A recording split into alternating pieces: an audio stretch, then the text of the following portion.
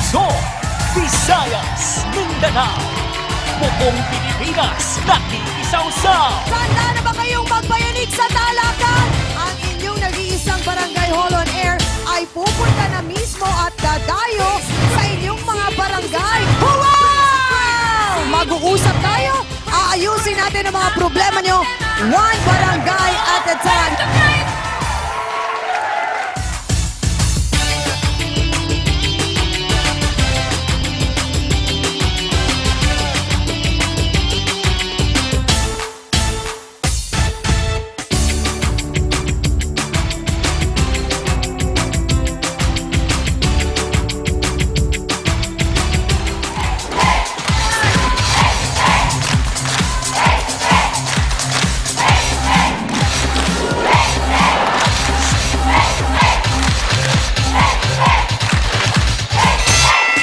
Nag-iinit na usapan, umatikabong bangayan, diskusyon na may resolusyon, sa kauna-unahang talak serye sa telebisyon.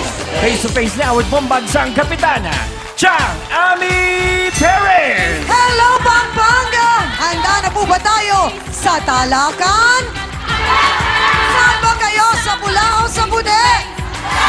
Esa O'Brien, ready na rin ba? Ready na kami, hands kayo sa puti! Kami ay go na rin, Chang! Sausawa na! Saan ba tayo? Pampanga! Face to face na! Gusto mo bang makisaw-saw tahanan ng kaibigan? Bangayan ay solusyonan! Face to face! Sinong sisita mo? Face to face! Sinong himite? Face to face! Ang mga problema? Face to face! Pag talikuran, harapin mo! Face to face! Mayapag at panapon po! Merry Christmas sa ating lahat! At nagsimula na ang simbang gabi at Pasko na dito sa Barangay San Nicolas, Magalang, Pampanga! Salamat sa mga minamahal natin mga kapatid na Kapampangang Kenny, Aru! Tenamo kung metong wow! Ay, ang galing-galing naman! Talaga naman, maraming salamat, Pampanga! Ganadong-ganado, Ladin Kapangan, Kening, Magalang, Pampanga. Kaya simulan na natin ito sa ating comment mula sa ating Facebook na si Jenna Zhao. Sabi niya, Chang Ami, favorite po kita. Mula sa pool hanggang Kumare Club, inaabangan po kita. Sa hapon naman sa Face to Face, kasama ng mga kapitbahay ko. Pinapanood ka namin lagi at sana pati dito sa Kupang Antipolo ay makarating ang Face to Face. God bless po at hi kay Hans Mortel. Thank you so much, Jenna, at sa kapitbahay mong lagi mong kasama sa panonood sa amin. Abay, sana hindi ka magsasawa. Paalala ko lang din sa lahat ng ating mga kapatid. Alas 5 po ng umaga ay ang amin namang programang Sa Pulsa 5. Pagkatapos niyan, Kumare Club, kasama si Nyora Chiki na taga-Antipolo din at si Mami Tin. Pagdating naman ng hapon, syempre face to face. At Sabado, huwag niyong kalilimutan ang Untold Stories mula sa face to face. 2:15 po yan ng hapon. At dahil, abay, lagi kang nakatutok sa amin, maraming salamat sa pagtangkilik mo, Jenna, sa lahat ng programa ng TV5. Salamat!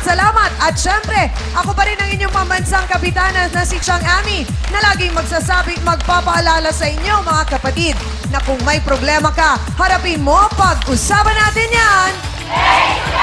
At eto na, syempre, isang oras natin mga kasama ang Ultimate Sausawero. Marami na ang mga katabing Becky ngayon. Si Hans Mortel. Magandang hapon, Chang! At sa inyo, magandang hapon. Abay, napakaganda talaga dito sa Pampanga. Bukod sa napakasarap ang pagkain, abay, ang gaganda ng mga ate ko. Malago-malagong eh, Becky? Malago-malagong eh, Becky? Malago kong Becky. Ano ibig sabihin nun, Chang? Maganda yung Becky. Maganda yung Becky. Oo, at malabo ang mata natin. At eto sigurado, hindi malabo. Mamaya, malinaw na malinaw ang kanilang mga pangaral at ang kanilang mga payo. Unahin ko na po ang ating legal expert, Attorney Benedicto Acosta Jr. Ang ating naman siyempre family counselor, Dr. Camille Garcia. At ang taong naglalapit sa atin kay Lord, Father Albert Mecaidor.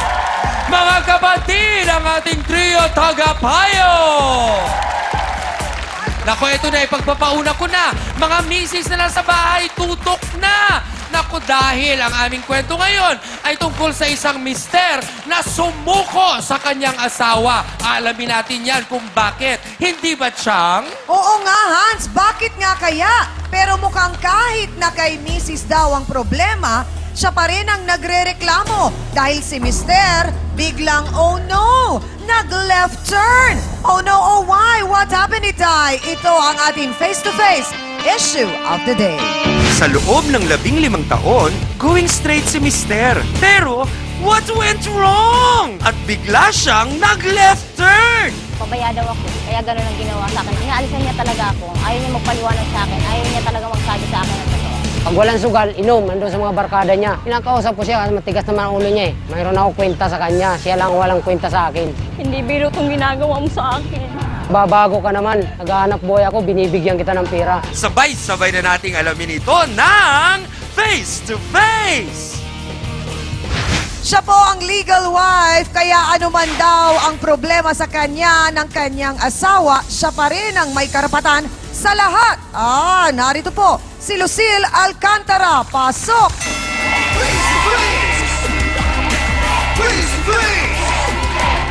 Magandang hapon sa iyo, Ate Lucille. Ano po ang pangalan ng inyong mister? Elmer, Elmer. Gaano na po kayong katagal na kasal? 15 years na po. 15. Ilan po ang anak natin? 4. 4. Ano po ang nangyari at mukhang si mister ay nangaliwa daw? Yan nga pagtataka ko sa kanya. Oo. Napakabait ng tao. Napakabait ng asawa sa akin. Wala kayong mairereklamo kay Elmer? Okay. Baka naman po siya ang may mairereklamo sa inyo, hindi ho kaya? Bigla na lang siya nagbago sa akin eh. Paanong nagbago? Hindi na siya nagbibigay sa akin ng pera. Oho. Hindi siya umuwi. Okay. Minsan umuwi man siya, katabi niya yung mga anak ko. Hindi siya tumatabi sa akin. Kamusta po kayo bilang asawa? Ay, mabuti naman po. Okay. Hinasikaso ko na sa pagkain. Hmm. Titimpla naman ako ng kape sa kanya tuwing Oh. umaga. Hindi ko siya pinamabayan sa pagkain. Ang anak nga po ninyo ulit ay ilan? 4 po. 4. So, sa mga anak po ninyo, kamusta naman kayo bilang ina? Mabuti naman po. Mhm. Nalagaan ko naman sila. Okay, dati po, paano ba si Elmer sa inyo? Paano nyo nasabing nagbago? Katulad nga ngayon, ng mga ilang linggo na, ilang araw na, iba na yung timpla niya, iba na. Mm. Hindi niya na ako kinakausap. Mm-mm. Dati hinahanap niya ako pag wala. Bakit kayo wala? Nasaan kayo? Minsan po, nasa kaibigan ako, nakikipagkwentuhan. Hindi kaya mas marami kayong oras makipagkwentuhan sa kaibigan kaysa kay mister? Tinatapos Kaya ko siya naman- nangaliwa? Tinatapos ko naman po yung mga trabaho ko sa bahay. Oo. Mga Pero si anak ko- Elmer, nagtatrabaho siya. Po, minsan Okay. po, nagtitinda.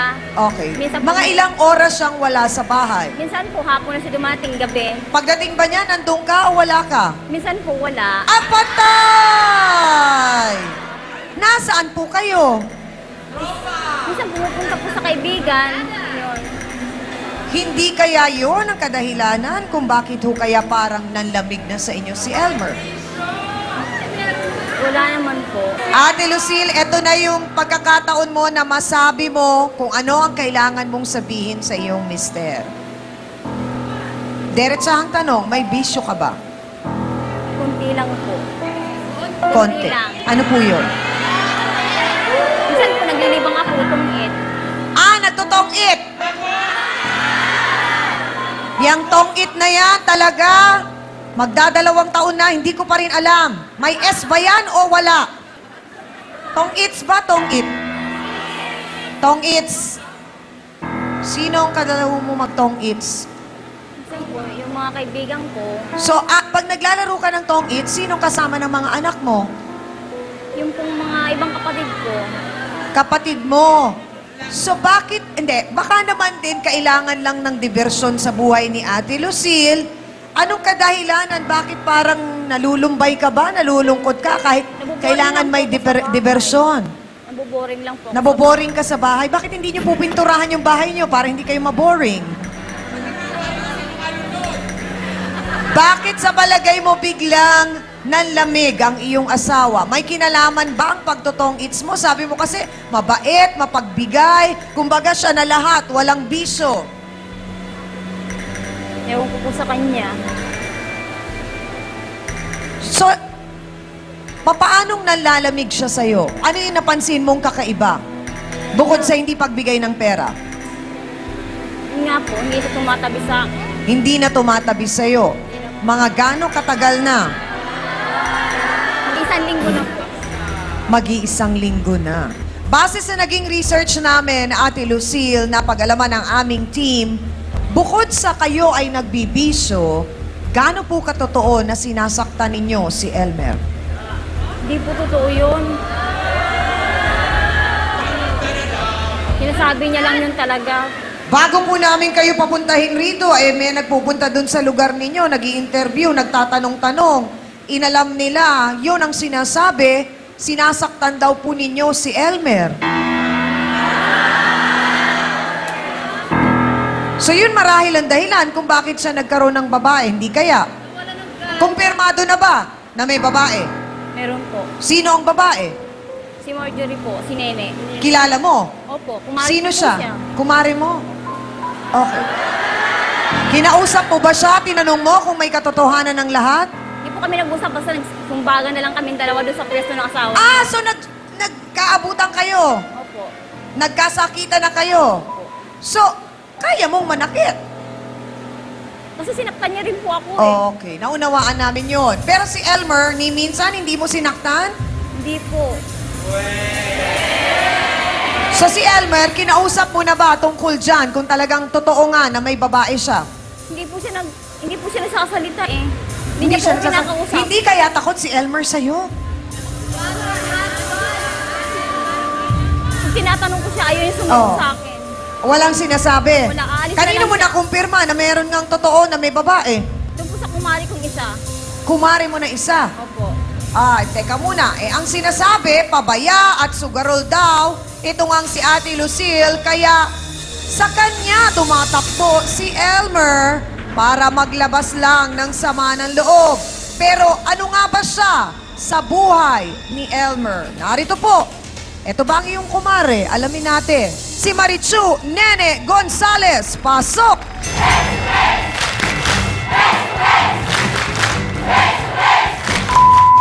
Sandali lang! Sino nga ba si Marichu sa buhay ni Kuya Elmer? Tatanungin natin yan. Magbabalik po ang Rumar at Sodam face to face. Ang tanong ko, Ate Nene, bakit? Balon ka ba para mahulog si Elmer sa'yo? Sobra ka sa balon, Chang. Ah! Wala naman siyang hinaharap, Chang. Ako may hinaharap.